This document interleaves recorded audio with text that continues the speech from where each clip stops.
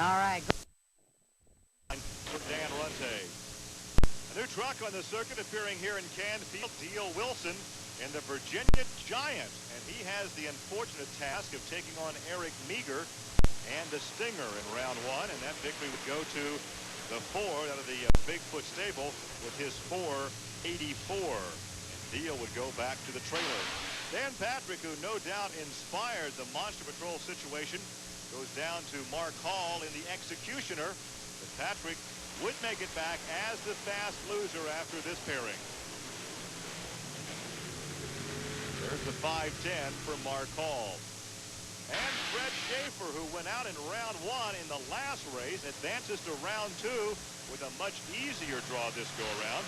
He has Tim Tester and Hercules instead of Dan Runte, and he has the big victory there for the Barefoot Dodge at 524.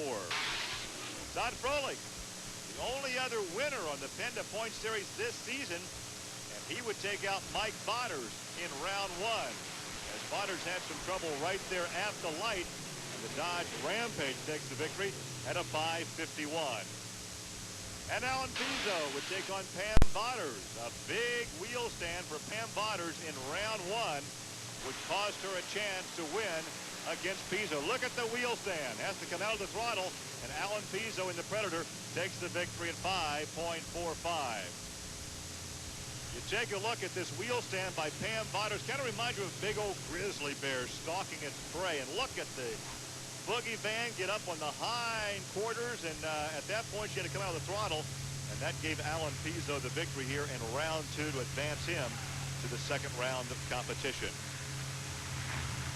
As we take a look now at those drivers that have advanced to round two and the three for the second round of competition. You see the Stinger going against Monster Patrol, the Executioner and Barefoot, Predator and Rampage, and Bigfoot and Samson. It's all coming your way as we come back to Trucks and Tractor Power from Canfield, Ohio.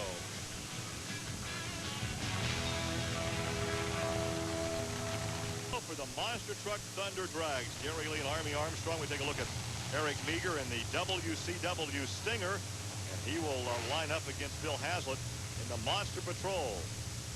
Hazlitt's a new kid on the block, Gary. First time we've had a chance to see him has been here at Canfield. I'm kind of impressed with him. He's driving Paul Schaefer's number 2 truck.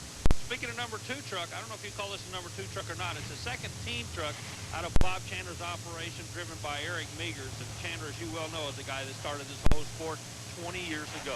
Well, if it's a team truck and a second truck, a lot of guys like to have that second truck in that stable. Ready for the launch. And this should be Meager off the line. In fact, he does because of equipment and experience. Hassel, as you say, new to the course. That's quick time of the night, a 479, Gary. That's awesome. So once again, you take a look in the near lane. The Stinger gets the good jump at the light. And he stays smooth. Look, everything settles down. Now he's making horsepower on all 4 wheels. Goes to the next jump, flies to the finish line. Can't ask for a better run. The guy is almost clock-like. Well, he takes the victory, and he's down with Army. You know, you're doing such a good job driving. Everybody knows if they don't get you on the starting line, that they're not going to be able to handle you. That's right. This truck's really coming out hard. Real tribute to the guys back in the pits here.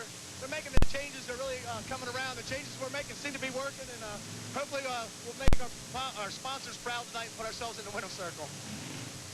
Next pairing, we'll have the big red Dodge Barefoot of Fred Schaefer, and he will stage alongside Mark Hall in the Executioner. There's a look at Fred from Pontoon Beach, Illinois, longtime drag racer before he turned to monster truck competition. There's Mark Hall out of Champaign, Illinois. Hall, definitely one of the young up-and-comers in the sport, working his way round by round.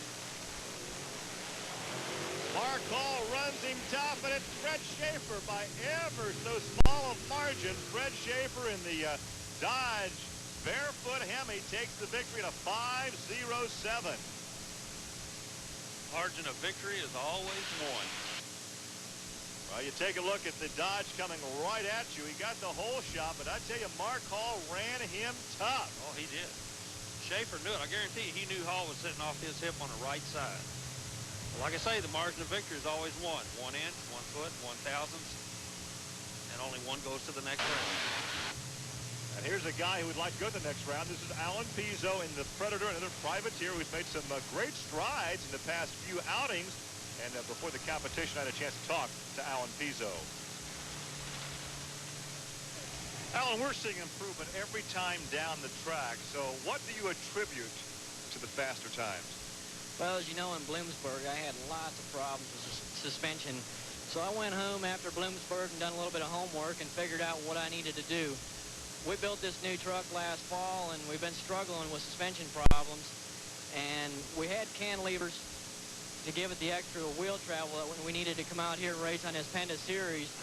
And it was nothing but a bunch of problems for us. So we went back to a simple setup, mounted the shock straight up and down again, and it's a setup that I knew how to make work, and that's why you see the truck going faster out here. They call it KISS. Keep it simple, stupid. You'll go faster every time.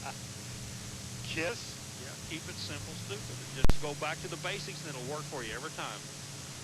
Well, there is Todd, who won the last outing here in Canfield by really upsetting the Runte Bigfoot operation. And he is going to get the measure, or is he? Oh, who won that thing? Boy, he got one with the nose up attitude, one with the nose down Predator, a 537. 539, Alan Pizzo by the smallest of margins. And watch again, it looked like the Dodge had the victory. But again, the attitude of the truck at the finish line, was he nosing over or was he up in the air? The Dodges have a tendency to be nose up at this point. Meanwhile, the Predator was diving at the finish line. Oh, what a great run for Alan Pizzo. Every run, as we say, continues to improve. And this was a good victory for Alan Pizzo. Look again, the Dodge had the whole shot. Also, again, I'm going to go back to what I was saying. Look where the nose is on the Dodge at the finish line compared to the nose of Pizzo. Pizzo was diving at that line. Pizzo made up a lot of ground in the no man's land. One up, and one he down. Takes the victory, and this is the margin of victory right there. Let's go ahead and visit Pizzo. 537, I tell you what, you're gaining a lot of respect from these factory guys here today, and that'll really get their attention when you do that to them. I definitely appreciate that, Army. We're out here trying our best, and this is the first weekend that we've been doing really good. We've been struggling all along, and I'm just so excited that I can make a real good pass down this track. Coming up next, there is Samson.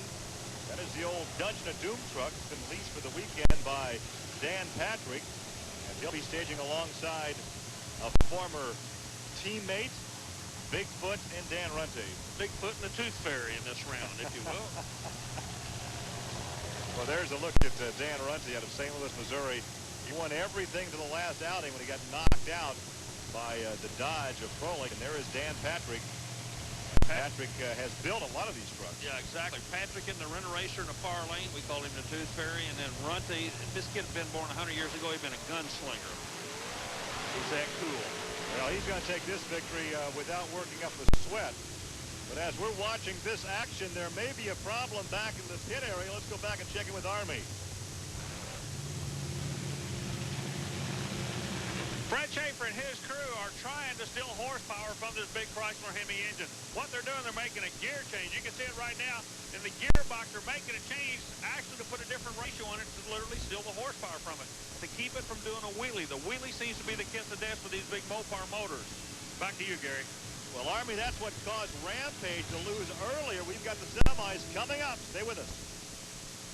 Back over. We do an interview with the driver, but while we're interviewing him, something happens. Bob Chandler runs over and takes some kind of a black box. Now, Bob, real quick, I'm going to grab you. You run over and take some kind of a box out of the truck while we're interviewing the driver. What are you doing here? That box is measuring the pressures of the shock through its whole cycle of this race. We have a computer in the truck that's showing the cycles when it's running, and this shows pressures. Well, we're going to make some changes down the road on the truck. Boy, it's tough to compete against the factory-backed teams when they have telemetry like that. You're exactly right, and I just figured out why they're running, so why those trucks handle so well. They can read all the shocks, and when you're dealing with shocks, look, you got 4 on the front, each one, 4 on the rear. You're dealing with 16 shock absorbers, Gary. Well, there's a look at Fred Schaefer in the Dodge Barefoot entry, pulling alongside Eric Meager in his Stinger Ford. Can they keep the front end down? That's the question. Well, they've added weight to the front. They've changed gears on the Barefoot Dodge. Let's see if anything works against Eric Meager.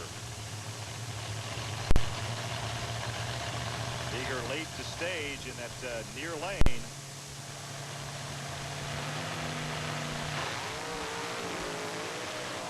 Nope. But boom! Who won that one? Man, if we're playing hand grenades, somebody was close. I don't know who it was. A 483 for the Ford. And a big wheel stand for the Dodge. Here it is again, coming right at you. The problem they've had all season long, they cannot keep the front end down to keep the horsepower hooked up on this barefoot Dodge. Man, they've done everything from adding dead weight to changing gear ratios. They're just making a ton of horsepower gear. That has been his nemesis all season long. You see the impact on the landing. Strange thing, you go racing and you get beat because you're making too much horsepower. It just doesn't seem possible. Well, they've tried several different measures, like changing gears, adding weight to the front, but nothing seems to be working. And right at the very end, he was edged out by Eric Meager. Both trucks, nose over in the attitude, diving at the finish line. There's Alan Pizzo in the Predator, and Pizzo will go up against Dan Runte in Bigfoot. So let's see if Bigfoot can get back in victory lane after getting dethroned the last outing here at Canfield. You know, Pizzo's been on a roll here, and Bob Chandler, you talk about a hands-on guy. You can say what you want to about this guy, but that's why his trucks stay on top, is he keeps him so involved in it. He checks the computer, he's checking temperature now. It's just amazing what you got to do, but that's why you stay number one.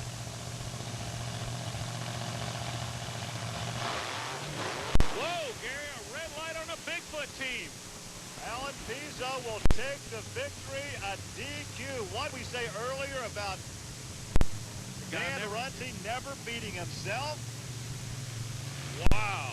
Well, hey, and you can't take anything away from Pizzo. The red light tells it all. He doesn't lie, and it doesn't have any favors. He just moved too quick. He knew that Pizzo was coming in on him. He knew Pizzo was going to cut a tree on him, so he did what he had to do. And a big upset with the red light. Here's Pizzo. Song of the 60s said, dream a dream, it might come true. Son, it's final time, and you're there. I love it. I seen that red light come on in his lane, and boy, oh boy, I had a smile from ear to ear, buddy. Well, he doesn't smile a lot, but you can tell he's happy. But the guy that really put himself on the sideline is Dan Runte. Good race, just kind of light quick. I mean, it happens to everybody now or then. Yeah, it does. I mean, I went out there looking at the next round, trying to lay down a good pass, you know, trying to get lane choice, and just left a little early. That's all I can say. You got to race a race one lap at a time. Yeah, that's just it. And I forgot that time. It was my fault, nobody else's. After winning 8 straight events, he has lost in the last 2 semifinal rounds. Oh my, the champion somewhat depressed right now, as it's a tough situation for the entire team. And speaking of the team, Eric Meager had a stinger problem. The battery exploded after the last run. They should have no problem getting a new battery back and be ready for the final, which we'll have for you when we return to Canfield, Ohio, here on Trucks and Tractor Power.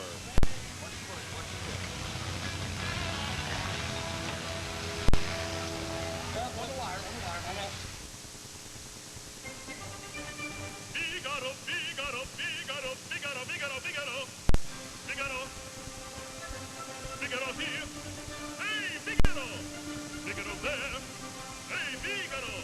Figaro here, Figaro there, Figaro up, Figaro down, Figaro... Only Figaro Lawn Fertilizer gives you more predictable, continuous feeding, whether it's hot, cold, wet, or dry. Figaro. People everywhere are singing its praises. Figaro! Only at the Home Depot.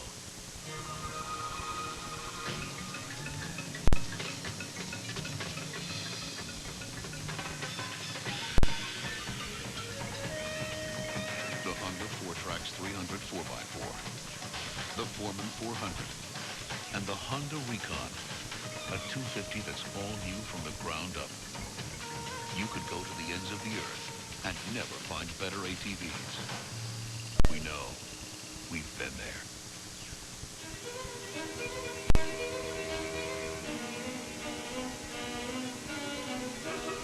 The new Firestone. In the points championship, Alan Pizzo against Eric Meager. There is Meager in the Stinger. That is a Ford against the General Motors Predator. You really can't tell what makes these vehicles are because of the fiberglass bodies.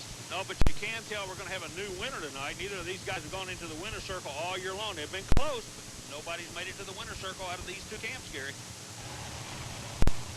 Well, Alan Pizzo immediately goes into the lanes because his vehicle is hot. Now, there's a rule that says when one driver stages, the other driver has to go to the lanes. He can't burn him down, if you will.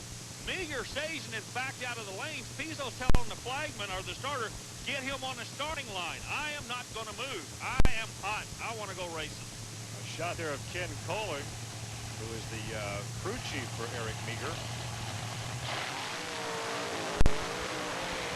Finally, Eric Sage, the run itself, all Eric Meager. Yeah, but look at the Predator. Meager takes the win. He was the first the other end, but I told you about the heat problem in that Predator camp. That's why they staged early. We're going to have to wait. The WCW crew, congratulations. They were first the other end, but I think they're going to get caught on a technicality here. Their driver did not stage when he was supposed to. Well, he pulled in, then backed out. Exactly. That's when the Predator started pointing to the starter, telling him, if you get on the line, I'm hot. Don't burn me down. And that's why this rule is incorporated, and it's a good rule. Right now, it appears that Eric Meager has won here in Canfield, but we're still not getting the official word. In fact, it's still being discussed right now. And he walks over to sign some autographs. There's Alan Pizzo. They shake hands. We'll come back and sort it out. Eric Meager has been disqualified.